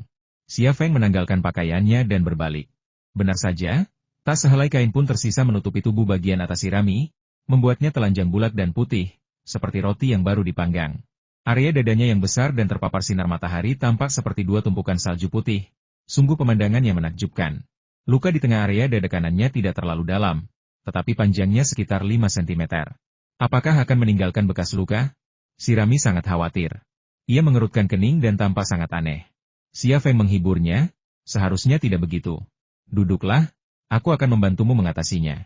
11 Lami duduk di atas batu. Xia Feng mengeluarkan kotak P3K dari tasnya dan menyeka darah di sekitar luka dengan kain kasa sebelum menjahitnya dengan jarum dan benang. Proses ini taplak lagi melibatkan menyentuh benda-benda yang seharusnya tidak disentuhnya, dan terkadang bahkan harus memegangnya dengan stabil. 11 Lami adalah orang yang lincah dan aktif. Jangan bergerak, aku tidak akan bisa menjahitmu jika kau bergerak. Mengapa kamu tidak menangkapnya saja? Besar sekali, bagaimana aku bisa menangkapnya? Bodoh, kenapa tidak pakai dua tangan saja? Lalu tangan mana yang harus aku gunakan untuk menjahit lukamu? Jika dia punya pilihan, Xia Feng lebih suka bertarung dengan orang-orang suku Ika daripada menjahit luka di Sirami. Yang seharusnya hanya memakan waktu beberapa menit, Xia Feng justru membutuhkan waktu 1/4 jam penuh. Setelah menjahit lukanya, Xia Feng menempelkan kompres hemostatik ke dada Xia Feng lalu membalutnya dengan perban. Akhirnya, ia melemparkan mantelnya ke wajah Xia Feng. Pakailah. Kita harus membawa kudanya kembali. Saya seorang prajurit yang terluka, tolong bantu saya memakainya. Xia Feng mengambil pakaian untuk dikenakan pada Sirami, namun Sirami dengan main-main memeluknya dan mencium bibirnya. Xia Feng tertegun sejenak, tetapi segera tenggelam dalam pikirannya. Di negeri ini, Kematian bisa terjadi kapan saja. Jadi apa salahnya memanjakan diri?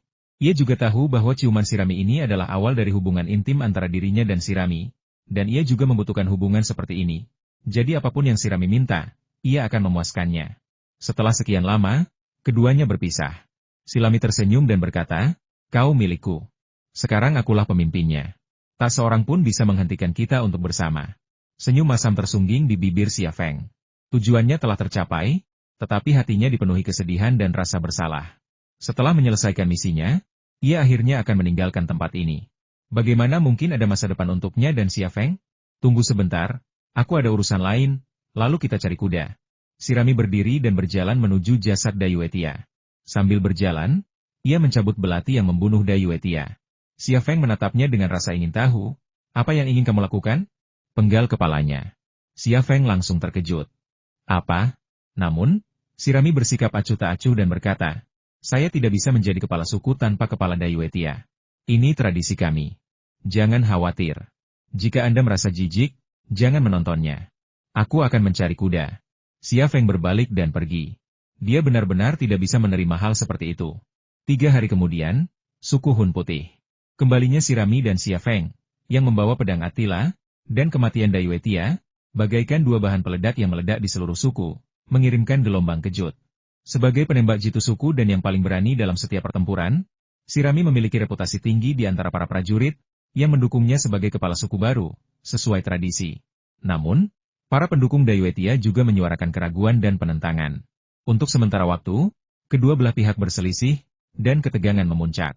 Di saat yang krusial, rekaman percakapan yang diam-diam Xia Feng berikan kepada Dayuetia terbukti krusial.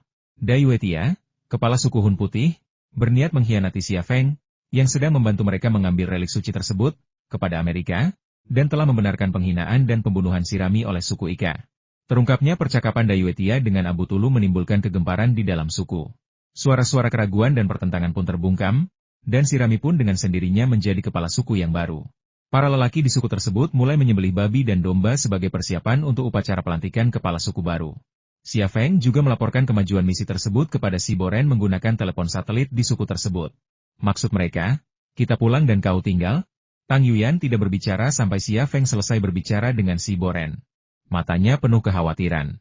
Xia Feng tersenyum kecut. "Ini yang diinginkan ayah baptismu. Bersiaplah dan bawa Ningjing dan yang lainnya pergi.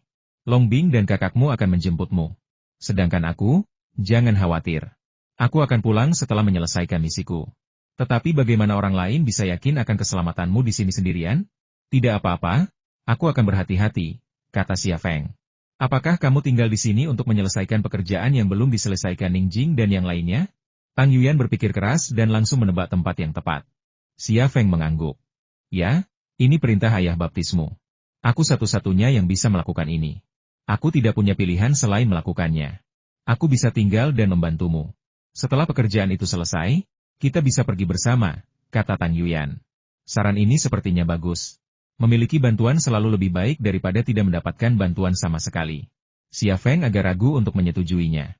Bunyi bip, bunyi bip, bunyi bip. Telepon satelit tiba-tiba berdering. Peneleponnya Long Bing. Biar Yuyan yang angkat teleponnya. Xia Feng menyerahkan telepon satelit kepada Tang Yuyan. "Ini Long Bing, dia ingin bertemu denganmu." Tang Yuyan mengambil telepon satelit dan berbicara dengan Long Bing. Xia Feng menatap Tang Yuyan, tetapi sayangnya ia tidak dapat mendengar suara Long Bing di telepon satelit. Ia hanya dapat mendengar suara Tang Yuyan. "Baiklah, aku akan segera bersiap dan tiba di koordinat yang ditentukan dalam 6 jam, kata Tang Yuyan, lalu menyerahkan telepon satelit itu kepada Xia Feng. "Xia Feng, hati-hati. Tang Yuyan akan segera membawa anak buahnya menjauh dari suku Hun Putih dan menunggu pesawat kita di lokasi yang ditentukan. Tinggalkan telepon satelit agar selalu terhubung.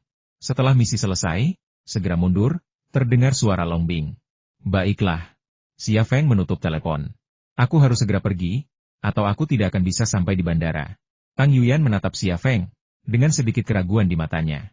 Mereka telah berbagi hidup dan mati di sepanjang perjalanan, dan telah mengalami beberapa momen memalukan. Semua itu adalah kenangan berharga, tak terlupakan. "Hati-hati, sampai jumpa di rumah." Xia Feng juga menatapnya. Tang Yuyan tiba-tiba datang dan memeluk Xia Feng erat.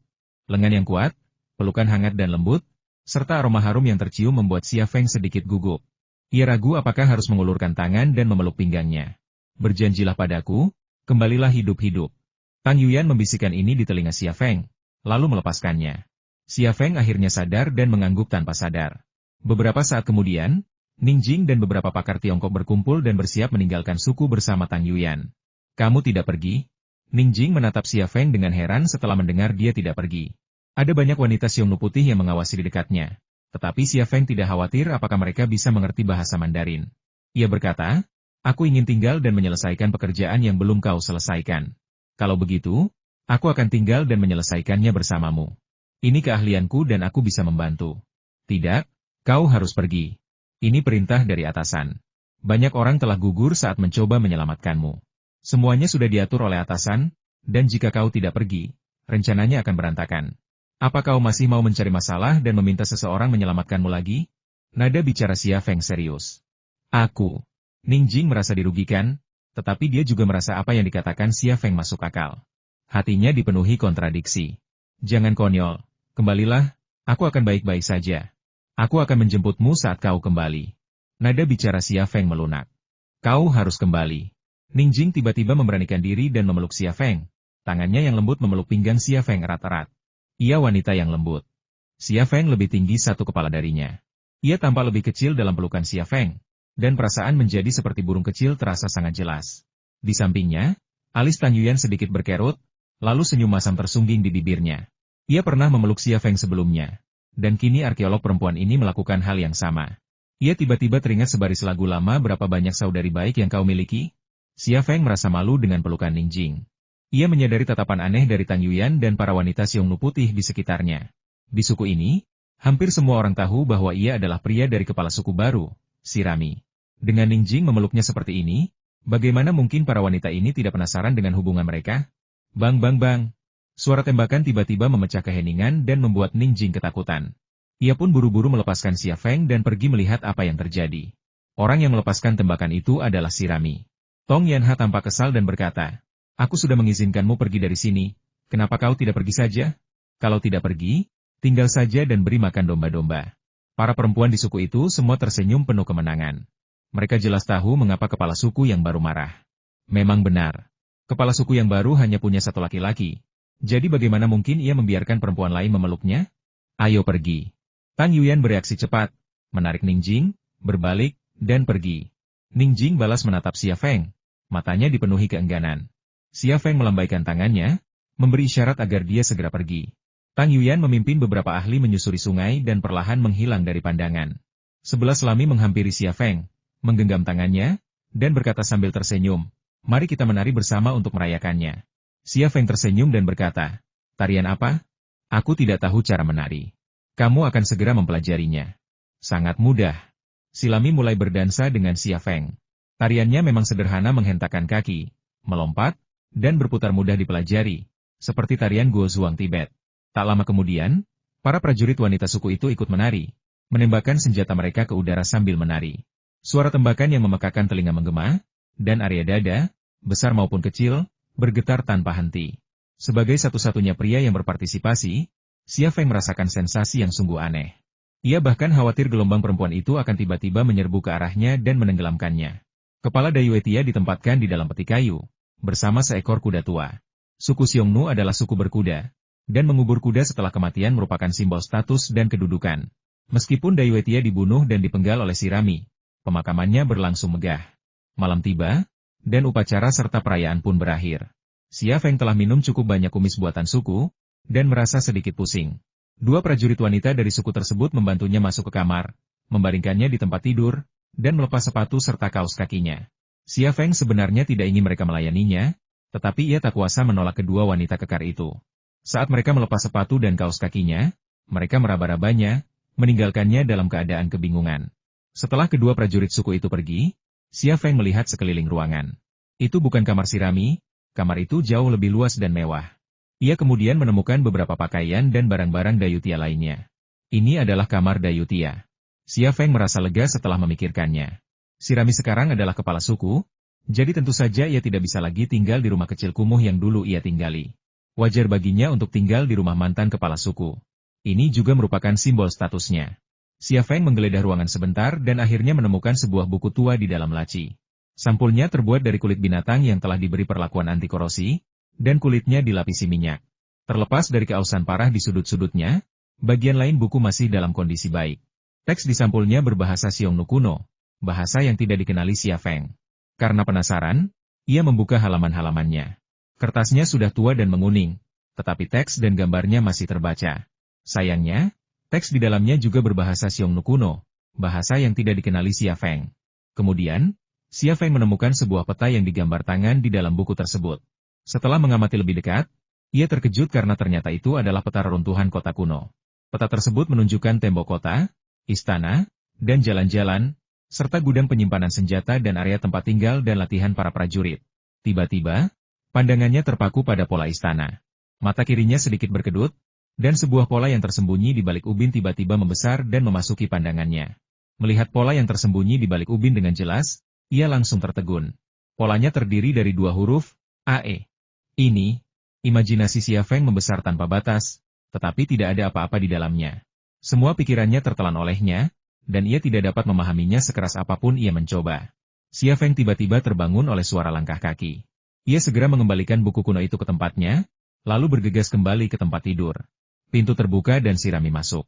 Langkahnya gontai dan ia bergumam, "Aku tidak mabuk. Kalian para wanita tua ingin membuatku mabuk juga? Hahaha. Kalau aku tidak terburu-buru ingin menikah, aku akan minum sampai mati." 11 Lami menutup pintu dengan tumitnya dan terhuyung ke arah Xia Feng. Di luar rumah, terdengar suara langkah kaki seperti kawanan domba yang lewat. Tatapan Xia Feng menembus dinding, dan ia terkejut mendapati rumah itu dikelilingi oleh para wanita suku. Para wanita itu tertawa dan mengobrol, berebut mencari posisi yang menguntungkan di dekat jendela dan pintu, seolah menunggu sesuatu yang menarik terjadi. Pada saat ini, Xia Feng ingin berubah menjadi seekor burung dan terbang keluar dari atap. Imajinasinya kuat dan penuh, tetapi kenyataannya tragis dan kurus, jadi dia masih di tempat tidur. Xia Feng berpura-pura memejamkan mata dan bahkan mendengkur. Ia berpura-pura tidur begitu meyakinkan sehingga ia sendiri mengira dirinya tertidur. Namun, tanpa berpikir dua kali, Shirami menghampiri dan menindihnya. Mulutnya, tangannya, seluruh tubuhnya. Dalam waktu kurang dari semenit, Xia Feng tak bisa berpura-pura lagi. Ia membuka mata dan berkata, "Kau mabuk." "Tidurlah." Shirami terkikik dan berkata, "Apakah aku terlihat mabuk?" "Kau pura-pura mabuk?" Rahang Xia Feng hampir ternganga di atas spray. "Apa enaknya anggur? Aku ingin minum anggurmu." Xia Feng, 11 Lami memegang wajah Xia Feng. Matanya penuh kelembutan dan cinta. "Tak seorang pun bisa menghentikan kita untuk bersama sekarang. Kau milikku, dan tak seorang pun bisa merebutmu dariku. Kepalaku pusing. Kurasa aku terlalu banyak minum sebelumnya. Aku pusing. Aku perlu tidur siang dulu." Setelah gagal berpura-pura tidur, Xia Feng mulai berpura-pura mabuk dan menutup matanya lagi. Shirami dengan marah mendorong Xia Feng, yang pura-pura tidak bereaksi. Ia membeku sesaat, lalu tiba-tiba menerkam Xia Feng, menelanjanginya dalam beberapa gerakan, lalu menungganginya. Xia Feng meronta, tetapi Shirami seperti kuda liar, penuh keganasan, dan ia khawatir Xia Feng akan terluka jika ia mendorong terlalu keras, jadi ia menyerah. Namun ketika Xia Feng menyerah, wajahnya bak malaikat, kekanak-kanakan, dan polos, tetapi juga tubuhnya yang kejam bak iblis. Di bawah siksaan kepala suku wanita, Xia Feng kehilangan tubuhnya terlebih dahulu, lalu kehilangan segalanya. Ia tak peduli lagi pada apapun, dan melepaskannya. Biarkan mereka bersama. Ruangan itu juga dipenuhi dengan suara-suara aneh, kadang bernada tinggi, kadang bernada rendah, dan bercampur dengan beberapa suli suara yang berantakan, seperti lagu surgawi yang memuji kehidupan. Di luar rumah, sekelompok besar perempuan suku berceloteh, beberapa mengintip melalui celah pintu, beberapa mengintip melalui lubang serangga di dinding, dan beberapa bahkan bertengger di leher saudara perempuan mereka untuk mengintip melalui jendela. Suasana itu bagaikan sebuah bintang besar yang sedang mengunjungi suku tersebut untuk sebuah konser. Pria yang berani. Jauh lebih baik daripada orang-orang mati di keluargaku. Saudari-saudari, apakah menurut kalian Shirami akan pincang saat berjalan besok? Apa Shirami? Panggil aku ketua sekarang. Bu, suster Shirami menangis. Apa ada yang memukulnya? Tanya seorang anak kecil. Apa yang kau tahu, bocah kecil? Shirami tertawa, bukan menangis. Dia jelas menangis, aku ingin melihatnya. Pergi. Jauhi aku, bocah nakal. Nanti kalau sudah besar, ibu akan carikan beberapa pria untukmu. Dan kamu akan tahu apakah suster Shirami menangis atau tertawa. Benarkah? Besok aku sudah dewasa. Tapi aku masih ingin melihatnya. Gulungan. Bang bang bang. Seseorang melepaskan tembakan ke udara. Malam ini ditakdirkan menjadi malam yang gelisah. Beberapa orang berubah dari gadis menjadi wanita dewasa, sementara yang lain berubah dari pria kuat menjadi anjing mati. Cahaya fajar mengusir kegelapan yang menyelimuti ngarai, dan sinar matahari yang cerah dengan lembut menerangi surga nan indah ini. Kabut tipis menyelimuti hutan, membuatnya tampak tak nyata. Sungai berkilauan, dan ikan mas Asia dengan gelisah melompat ke permukaan, memercikan air ke seorang pria yang sedang mencuci pakaian di tepi sungai. Semuanya membentuk lukisan, indah dan tenteram, bagai dewi dari dunia lain. Melihat 11 lami yang baru saja bangun dari tempat tidur untuk memasak, hati Xia Feng melunak, bahkan ia merasa sedikit bersalah. Namun, pinggul 11 lami yang kencang dan punggung menawannya dengan cepat menghilangkan rasa bersalahnya. Menghadapi kecantikan berwajah bayi seperti itu, ia tak bisa berpura-pura sopan. Postur berjalan Sirami sangat aneh, seolah-olah dia pincang. Xia Feng juga bangun dari tempat tidur. Biarkan aku memasak. Kamu istirahat saja. 11 lami menoleh dan tersenyum, tidak apa-apa, kakiku hanya terbentur. Kamu istirahat saja dulu. Aku akan meneleponmu kalau sudah selesai. Tiba-tiba ia teringat sesuatu. Tapi kalau ada yang bertanya, bilang saja kamu yang memasaknya. Xia Feng tersenyum kecut dan mengangguk. Di suku ini, laki-laki selalu melayani perempuan. Sirami sekarang menjadi kepala suku, dan jika ada yang tahu dia memasak untuknya, itu akan merusak martabatnya. 11 lami pergi ke dapur untuk memasak, dan Xia Feng tidak kembali tidur untuk tidur siang. Ia berpakaian dan berjalan ke meja sederhana berlaci. Ia membuka laci, mengeluarkan buku kuno, dan melanjutkan membaca. Bagian belakang buku itu juga ditulis dalam bahasa Xiongnu kuno, dengan beberapa ilustrasi gambar tangan. Sayangnya, karena ia tidak mengerti bahasa Xiongnu kuno, ia masih belum bisa memahami isi buku tersebut. Waktunya makan malam. Silami masuk sambil membawa baskom keramik berwarna gelap. Matanya beralih ke buku kuno di tangan Xia Feng, dan ia bertanya dengan rasa ingin tahu, kamu sedang baca apa?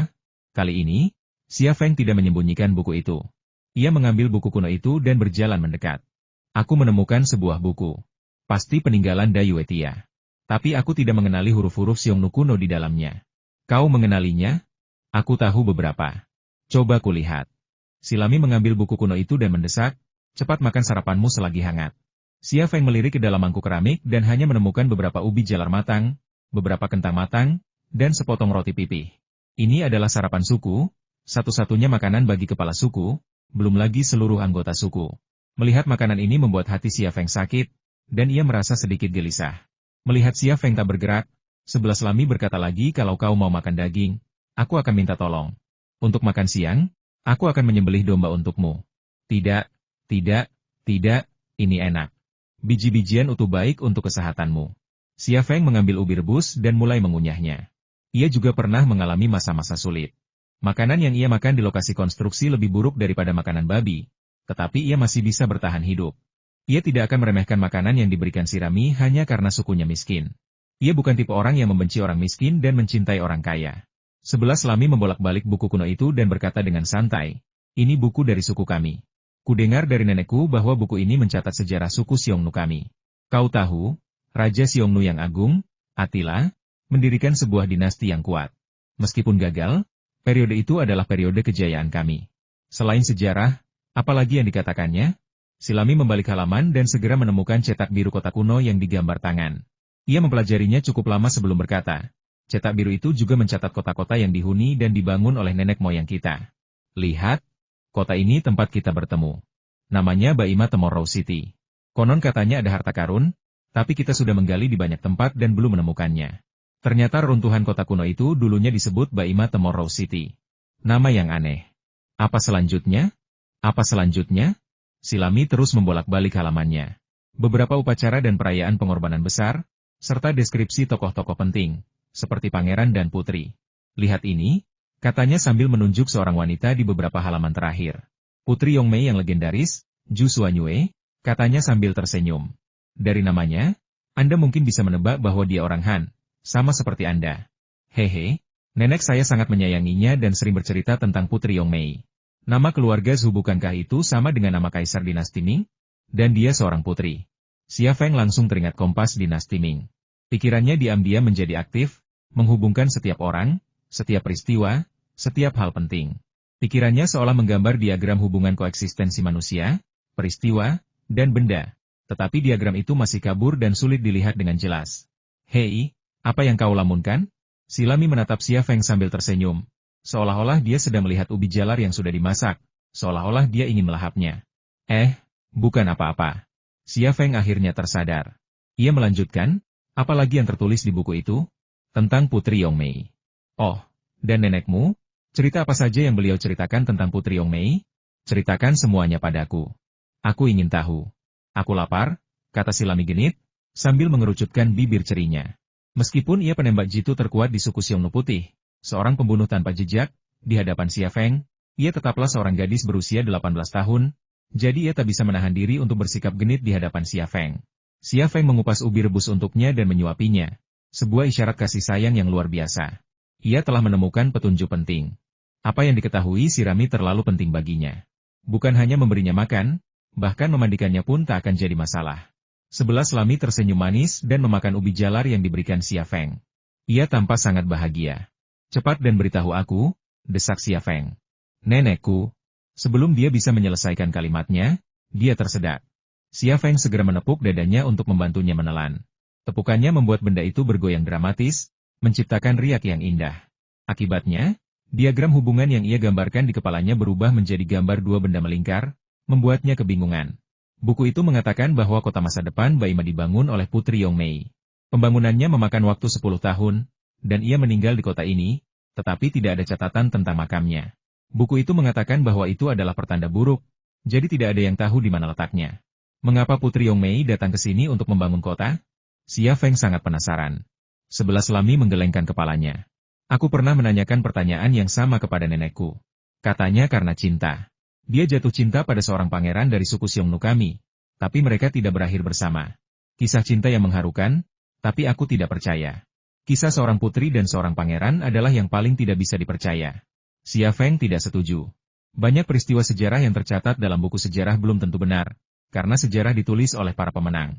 Namun, legenda rakyat belum tentu salah, karena banyak diantaranya yang merupakan kebenaran di balik peristiwa sejarah. Silami, bisakah kau membantuku menerjemahkan buku ini ke dalam bahasa Pashto? Aku ingin melihatnya. Xia Feng tidak puas dengan terjemahan kasar Silami. Ia ingin tahu lebih banyak dan perlu menemukan lebih banyak petunjuk. Aku paling benci membaca, tapi aku bisa cari orang yang bisa menerjemahkannya untukmu. Ternyata di suku kami ada orang-orang terpelajar, kata Sirami sambil tersenyum. Baiklah, terima kasih. Aku akan memberimu ubi jalar lagi. Xia Feng mengambil ubi jalar itu dengan nada menyanjung. Mata besar sebelah Lami berkaca-kaca dan suaranya lembut. Tidak, aku tidak mau ubi jalar ini, aku mau punyamu.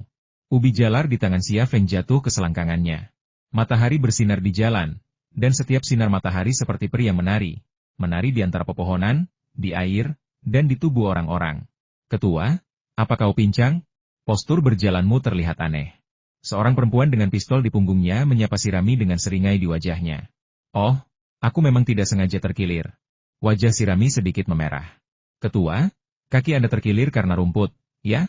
Pergilah ke neraka. Sirami murka. Hahaha. Sekelompok wanita tertawa. Seorang gadis kecil berlari menghampiri dengan wajah cemas. Kak sebelah Lami, kakak menangis lama sekali tadi malam. Apa kakak kesakitan? Wajah Sirami semakin memerah. Ia memelototi gadis kecil itu, ingin memarahinya tetapi tak tega.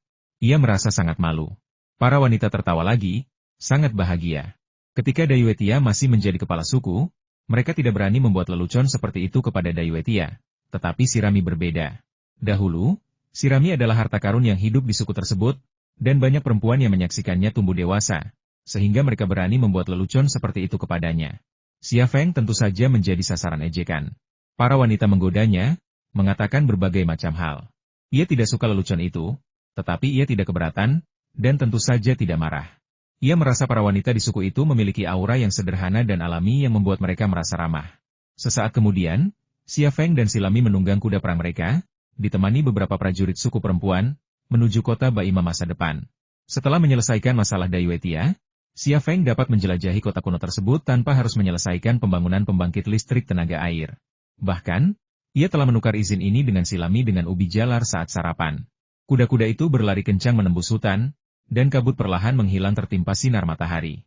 Peralatannya mungkin akan tiba dalam beberapa hari, lalu aku akan membangun stasiun hidroelektrik untukmu, kata Xia Feng lantang, sengaja membiarkan beberapa prajurit wanita suku yang mengikuti Sirami mendengar suaranya.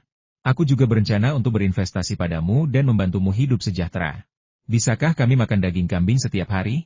Tanya seorang prajurit wanita. Xia Feng tersenyum dan berkata, tentu saja. Kita tidak hanya bisa makan daging kambing setiap hari, tapi kita juga bisa makan daging sapi, tepung, dan nasi. Wah, bisakah kamu memberiku beberapa pembalut? Fiu, Xia Feng hampir jatuh dari kudanya. Xia, kau sudah membayar begitu banyak untuk membantu kami mendapatkan pedang Attila. Kami tidak bisa menggunakan uangmu lagi, kata Silami kepada Xia Feng. Xia Feng tersenyum. Aku memberimu ini bukan cuma-cuma. Kau harus memberiku sesuatu sebagai balasannya. Aku berencana membangunkanmu sebuah peternakan modern, sebuah peternakan, dan sebuah klinik. Aku juga berencana membangun pabrik kerajinan tangan di sini. Kau bisa memproduksi kerajinan tangan tradisional bernilai tambah tinggi, dan aku akan membantumu menjualnya. Kita bagi keuntungannya. Bagaimana? Berapa banyak yang bisa kamu hasilkan dari menjual kerajinan tangan? Dia sebenarnya tidak peduli dengan keuntungan kecil ini, tetapi dia tidak ingin Silami dan orang-orang di sini berpikir bahwa dia memberi mereka sedekah. Oke. Silami adalah wanita yang kuat. Ia tidak terlalu memikirkannya. Rencana Xia Feng membuatnya rindu. Bisakah kita menjual uangnya dan membeli senjata? Kita kekurangan senjata dan amunisi. Seorang pejuang perempuan dari suku tersebut juga berkata, ya, mari kita beralih ke senjata. Tanpa senjata dan amunisi, kita akan ditindas oleh suku-suku lain. Kita perlu melindungi wilayah dan rakyat kita. Kita membutuhkan senjata dan amunisi yang lebih baik. Xia Feng berpikir sejenak dan berkata, kenapa harus menunggu sampai saat itu? Aku akan meneleponmu setibanya di rumah malam ini dan meminta mereka mengirimkan beberapa senjata dan amunisi saat mereka mengangkut peralatan melalui udara. Benarkah? Hebat sekali, teriak Sirami penuh semangat. Para prajurit wanita dari berbagai suku juga tampak gembira. Tatapan mereka penuh hormat kepada Xia Feng. Xia Feng telah mendapatkan kembali pedang Attila yang suci untuk suku Hun Putih, dan menjadi orang kepercayaan sang kepala suku. Ia juga diharapkan membangun pembangkit listrik tenaga air, pertanian, dan peternakan untuk suku tersebut, bahkan menyumbangkan senjata dan amunisi. Tak diragukan lagi, suku tersebut telah menganggapnya sebagai anggota tak terpisahkan dari komunitas mereka. Sesampainya di reruntuhan kota Baimatemoro, Xia Feng membisikkan beberapa patah kata kepada Silami. Silami kemudian mengatur agar beberapa prajurit wanita yang ikut bersama mereka tetap berada di luar. Setelah itu, dia menuntun Xia Feng masuk ke dalam reruntuhan. Pengaturan ini jelas merupakan ide Xia Feng. Ia tidak ingin siapapun tahu apa yang ia cari. Tentu saja, 11 Lami adalah pengecualian. Terlepas dari kenyataan bahwa ia sangat mempercayai 11 Lami, ia tidak keberatan mengajaknya berburu harta karun hanya karena ia mudah ditipu. Ini tampaknya menjadi hal yang indah tentang Tongyan Haji. Memasuki reruntuhan, Xia Feng mengambil kompas dinasti Ming miliknya dan mengikuti arahnya. Ini pertama kalinya ia menggunakannya, dan ia takjub. Kompas itu tidak memiliki struktur yang rumit, komponen elektronik, atau dukungan satelit, namun kompas itu secara konsisten menyesuaikan arahnya dengan langkahnya, tetap konsisten pada arahnya. Kompas itu bukanlah sebuah kompas, juga tidak semagis dan secanggih kompas. Kelihatannya seperti kompas. Aku tidak menyadarinya sebelumnya. Sirami tampak sangat penasaran. Xia Feng berkata dengan santai, ini bukan kompas, ini kompas kuno. Ini bisa membimbingku ke tempat harta karun itu disembunyikan. Kita bisa menggunakannya untuk menemukan harta karun itu.